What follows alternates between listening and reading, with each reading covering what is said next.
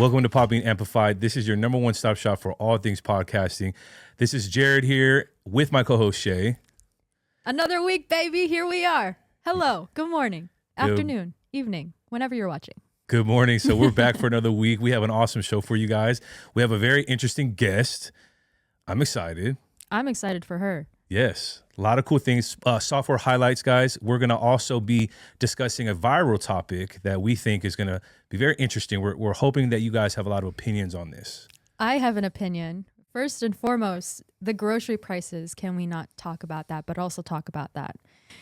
Speaking of grocery prices, there is a $19 strawberry sold in an LA grocery store. I don't want to butcher the name, but it's fine. Erewhon grocery store in LA. A bunch of influencers on TikTok have been in an uproar, either for or nor against it. And yeah, let's watch the clip of Alyssa, who is an influencer that is trying the strawberry. Okay, this is a $19 strawberry from Erewhon. So we're gonna eat it. It's from Kyoto in Japan. And apparently it's like the best tasting strawberry in the entire world. So here we go. I don't even know how you open this. It's literally sitting on like a little tray. Wait. You gotta just eat it like this, right?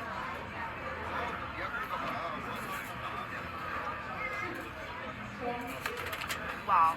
That is the best strawberry. That's crazy. Yeah, that is the best strawberry I've ever had in my life. For one strawberry, $19 for one strawberry. I wonder if that's really how she felt. A lot of people are saying, is this a social experiment of like how far are people willing to go to actually be one of the only people to do those things? Right. In my opinion, would I buy a $19 strawberry? Probably not. Yeah, again, to each their own. If she really wanted to test that, I guess I would really want to do it myself. Like, let me see if this really tastes that good. I've heard of that. I've heard like in certain places they grow the fruit different. So possibly. But yeah, no, I wouldn't pay. I'd probably put that in some gas. Well, they're saying that it comes straight from Kyoto. Nice. I mean, I guess that's an incentive and a reason for it to be $19. But you could have bought 4 cartons of strawberries or 4 whatever baskets of strawberries and made it taste better. Make yourself a strawberry pie, or I don't know. $19, it seems pretty steep for me nowadays.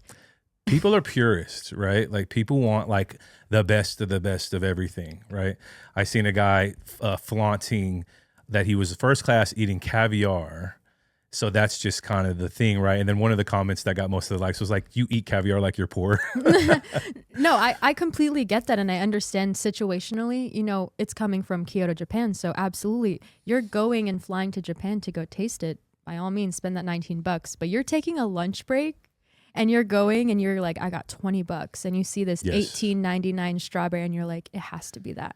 It has to be the one. There are people that probably look at life like that. Like, if I could just have the best of the best at no matter what cost, then I'm living my best life. Me, I'm with you, or I don't know if you have this fully how you feel, but I probably wouldn't put $20 towards any small fruit. I need a few of them at least, bare minimum. Give me 3. I won't knock it though. It's pretty packaging. It's in a nice little bubble. Yeah, it looks nice. Like a beauty blender, to be honest. Looks nice. I'm not, if that's someone's bucket list and I want to try these, I'm all for it. Okay, taking a turn, we're going to get into our software highlight of the week. Guys, we have a unique feature on podbean.com called Podbean Academy. And if it does sound like a school, that's because we are touting it as a school of sorts. If you don't know anything about podcasting, again, I think the average person probably doesn't know a lot about podcasting. We've created a unique space where you can go learn about podcasting, not just learn how to do it, but learn the best techniques for long-term success. Yeah. From top to bottom, starting a podcast, logo design, SEO, keywords, optimization, pretty much everything except giving you the topics itself. Well, in the age of like master classes, have you ever heard of those? Mm-hmm. People are paying crazy amounts to go basically, it's called a hypersense of networking. Mm-hmm. Guys, Save that $1,500. Save that $5,000, $10,000. No, seriously. Get free training, podbean.com, Podbean Academy. And again, free. We like to hang our hat on that. It is free to sign up. You don't have any excuses. You might have good ones because you don't want a podcast, but it can't be money, okay? It ain't an issue here. It ain't an issue with Podbean. Definitely get on that. And I actually haven't heard that term. What is that? Master classes. Masterclass. Yeah. That was popular a long time ago. That actually slipped my mind, but that's a great comparison. Definitely Podbean Academy is the OG free masterclass for podcasting. And you don't have to pay a celebrity or, somebody high up in the industry. We're right in front of you. We're right here. Come on. We're in the industry. We're Easy. Podbean. Let's go. Get it from the source for free. The experts, guys. Come on. All right. This is my favorite portion. I love talking to the podcasters, picking your brain, getting to know your tips, tricks, anything to do with podcasting. And I would love to introduce Miss Amanda. She is the podcaster or podcast host for her podcast, Soul Sessions. Did I get that correct? I'm sorry. I don't want to butcher anything. Okay. Yeah, you did. Welcome. We appreciate your time and your effort into podcasting as well as utilizing Podbean.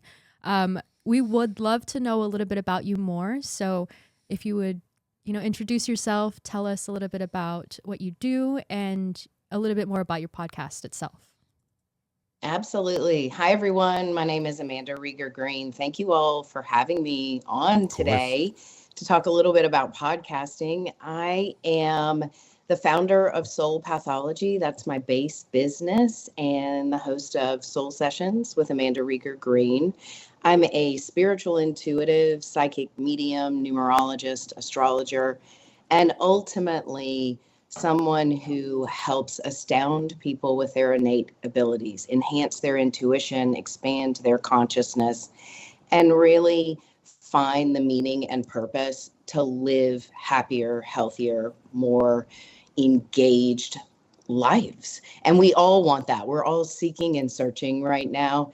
So my business, I have been a psychic medium actively for the past 11 years. I left healthcare and made a huge leap and shift. And it was a big rite of passage leap of faith, and started a business. And it was very grassroots, word of mouth. And my gifts were just unfolding from a psychic standpoint and a spiritual standpoint.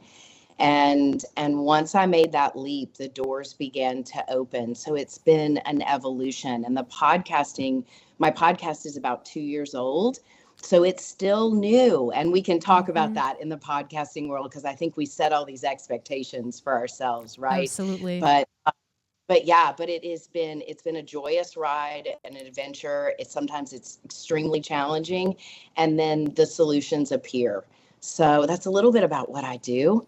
I see clients on a regular basis, but my podcast is really a resource for people that I can't work with one-on-one. And that really was the vision of it, is to create an ecosystem where people can access their spiritual tools really easily in a multitude of ways. No, I love that. So have you always thought about podcasting, or is it something that just came across your plate one day and you're like, this is what I need to do to expand a little more?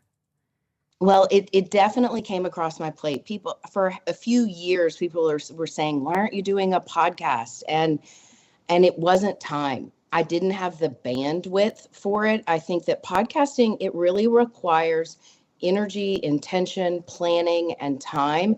And I know my limits, and scaling businesses and work and life and all the responsibilities. But people had been asking me for a while. And once I got the knock on the door 15 times or whatever it was, I set the intention. I said, okay, universe, I'm open to this. But if this is going to come together, I want to do it with a team. I want it to come together organically. And the things that don't feel as natural to me in my bandwidth, as far as like the engineering or the sound or production, help me bring those resources to me, universe. And that happened. And when I was approached, and I was very fortunate because I was approached by iHeartMedia.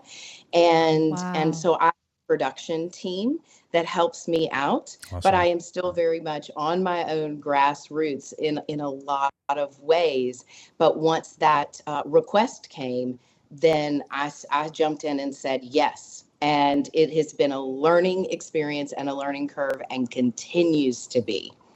That's awesome. You're I love another it. person coming from the medical field and going into podcasting. So Mm-hmm. that's one of our other guests was like, that's awesome.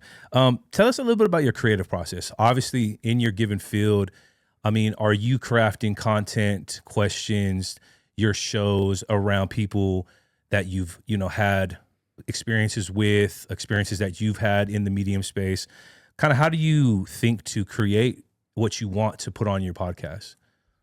So for me, it's a little bit unique in that I am an intuitive. So I respond very well in the moment. It's how I read with clients and with my audience and my network.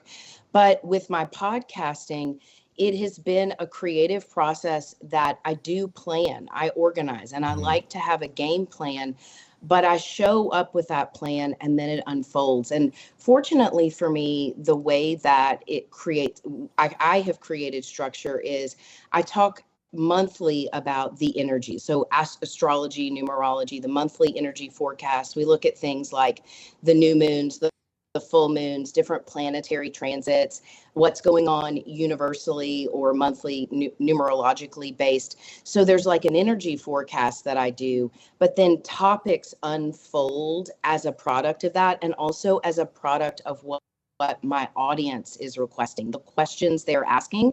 But then I'm a little bit unique in podcasting because I am intuitive. I'm speaking to my audience and I can feel that energy and usually what they're seeking. It's usually what's happening in my personal life, the questions I have, the things I am exploring, and I'm able to translate that in real time and it resonates with my audience. And that's what I love about feedback from your audience. And if anybody's new to podcasting, that is your most valuable resource is your audience. And it doesn't matter if you have 20 people listening or 200,000, your audience is going to engage with you and show you what they're curious about, what they want to learn more of and are interested in. So I bring my own flair and temperature of what I want to share and what I'm learning and think will be valuable, but I also listen to the feedback I'm getting and cater it that way. I love that. Absolutely. And that's the best way to really hone in and optimize your channel is getting feedback and receiving that and also implementing that. So Yeah. that's super good. I took a little deep dive into your podcast, and I love it so much. It has a lot to do with, like you said, astrology and where you are at the time. Is there an experience where you've had just such a strong download where you're like, I have to talk about this right now? And you just like go and start talking? Yeah, like it felt like it was around Christmas time, like the end of the year last year. And there was a lot of stuff coming out around disclosure, around aliens, extra dimensionals, things like that. And while I've addressed that, and I've had some great guests on my podcast, where scientists and people studying experts in that field, it was really coming on and it was like I have to talk about this right now and I have to lay some facts out and put this out there because these things are coming through. And as I am pretty transparent and bold and straightforward with my voice, but there are times when it feels so imminent, and that was one of those times where it was like we've got to talk about aliens and disclosure and false disclosure. And this may sound out of left field, everybody, but it's coming through. And I got so much feedback from people. Oh my gosh, I was just listening to this podcast or this article, or I saw this TV show. So it was definitely in tune with what was going on with my audience, but also where I just had to share it. Wow. No, that's really cool. The fact that it even extended to just a worldly topic, I would say. Yeah. Just like, that's super cool. I do have a question about social media. Social media is huge nowadays, especially in promoting and just growing your page's awareness to your brand. Do you have a structure that you're able to share, or do you just, go off the cuff, kind of like how you do intuitively? Do you have a a schedule or a plan or a routine for different media platforms that you utilize? Social media is one of those evolving relationships, and there are times when it exhausts me and times when I'm totally engaged. And it's one of those relationships that I have to pay attention to my attitude around. And I know a lot of people probably resonate with that because it can feel like a rat race. And then you don't engage with a higher consciousness or a promoting attitude. And for me, with social media, I've learned to look at it as part of my ecosystem. I do my blogs, my newsletters, my podcast, working with clients, events, retreats, and I look at social media as an extension of my what I'm giving to the world through my business and reaching out and communicating in dialogue with my audience. And I'm not always the best at consistency. And even though I like a schedule, social media has been one of those challenges where I like to approach it when I'm inspired and engaged. But I have created ways to be consistent in promoting the podcast weekly through my stories, calls to action, or little segments or tidbits. We've gotten better about short videos, and that has taken pressure off of me. I know a lot of people feel the social media pressure, and that's not fun. Right. And Absolutely. you're doing a podcast and you're new, you want it to be fun. I do. That's my attitude. So social media is a constant check of my attitude and finding ways to be consistent, but also be true to my energy and my attitude around it. So it translates the same way my podcast does. But the shorts have been really a thing to be able to just post clips of my podcast, and it engages people, it reminds people, and also it reaches out to a different part of my audience that may have not have remembered to listen to the podcast that week, and so it reminds them. So it's very helpful in that sense. I love that. That's definitely interesting that you say social media checks you, because I was just having the conversation with our social media creative, and she's like, we're talking about doing social media for our own personal stuff. She's like, I just get home and I'm so drained. And I'm like, yeah, you don't understand that when you send off a comment, it's almost like speaking to somebody. You're sending off your energy and you're dedicating that time to speak to them, even if it's not, word of mouth, it's through a text and you're sending that off. I'm like, I feel the same way too. And I have to shut the social media clock off. I'm like, okay, this is time for me to reset because I'm giving and giving and giving. I will share this as it relates to the podcast and social media. One of the greatest gifts is dialogue with that audience. So I'll get DMs about questions or experiences they had as it relates to a podcast. Oh my gosh, you were talking about this, Amanda, and you're not going to believe what happened. And I can't tell you how many amazing new relationships I've developed through that. And then also for anybody out there, one of the things that I have consciously done with social media and audience dialogue is really receive the feedback. When somebody is resonating with something or saying, I'm so glad you talked about this, or I learned so much, or I just lost my father last week and I'm struggling in this.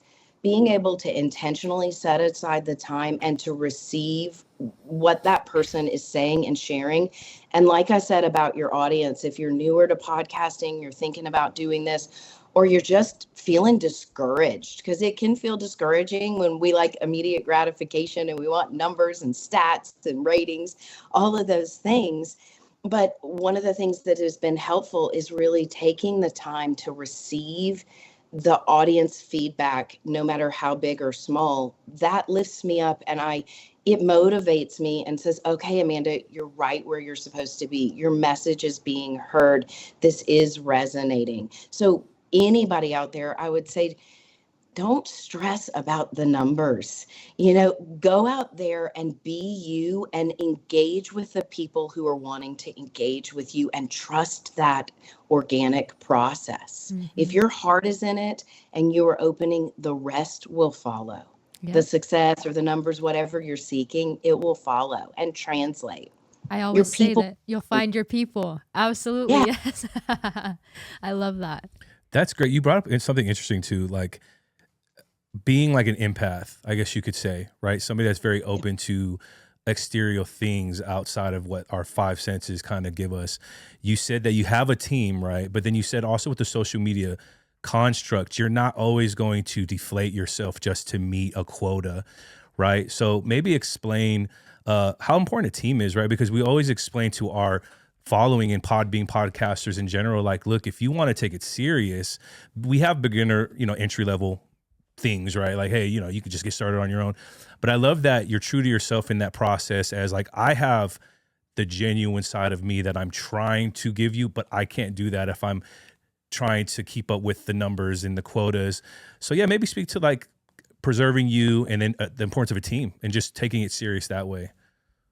Yeah, my team is invaluable, and I feel so blessed to I have an amazing producer and sound engineer, and they believe in me and I believe in them, right? Like, that's invaluable to me. I'm a Libra, by the way. So relationships, it's for the story of my life, always learning through the other. But when you meet people you connect with and you can delegate and they know their role and I know my role, it gives me the space to show up and create. And one of the greatest gifts of my podcast is I show up and do what I do, and they step in and use their gifts to do what they do. Nice. So I don't feel alone and I don't end up overwhelmed, exhausted, stretched thin, and like I'm having to manage everything versus show up and be creatively present. So anybody out there who is beginning or in the middle of a podcast,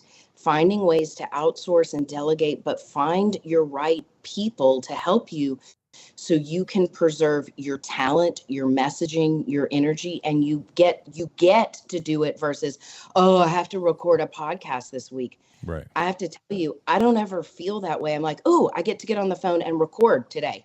We're recording today. And most of the darn time I'm enthusiastic because I don't feel alone and our team feels very engaged and intact and synergistic.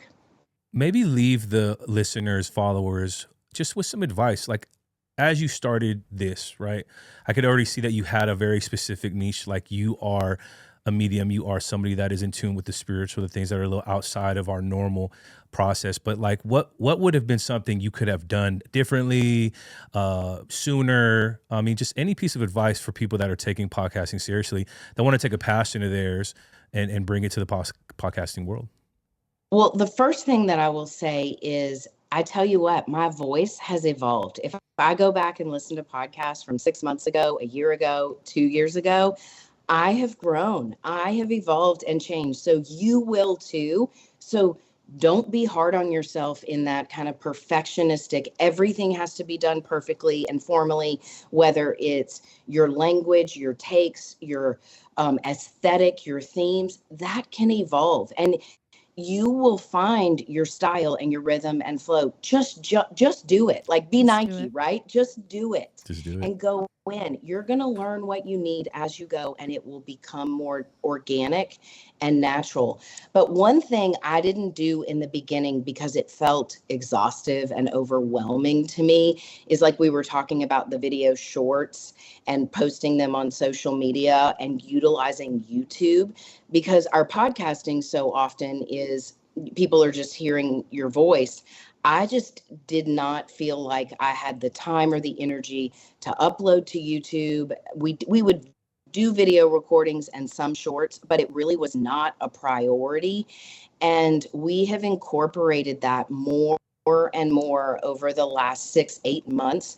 And it's something I wish I would have done from the beginning and made the time to do it and not had that mental roadblock or overwhelmed that it was going to be too much. I would say carve out the time for your shorts, your videos, your YouTubing, your actual video content to be utilized, because a lot of people are in a microwave culture and they need snippets, they need reminders, and some people are more visual.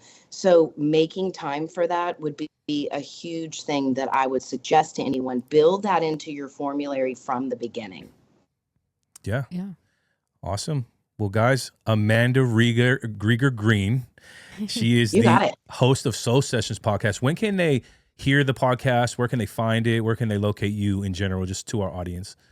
The podcast, we release new episodes every Wednesday, and you can find Soul Sessions with Amanda Rieger Green. Just search it, and it's on all of the podcast platforms from iHeart, Apple, Spotify, Podbean, of course, and also you can find me and tons of wonderful resources at soulpathology.com. Oh, I love it. I took a look at your website and you have the works. It's beautiful. Very well put together. I love Thank it. you.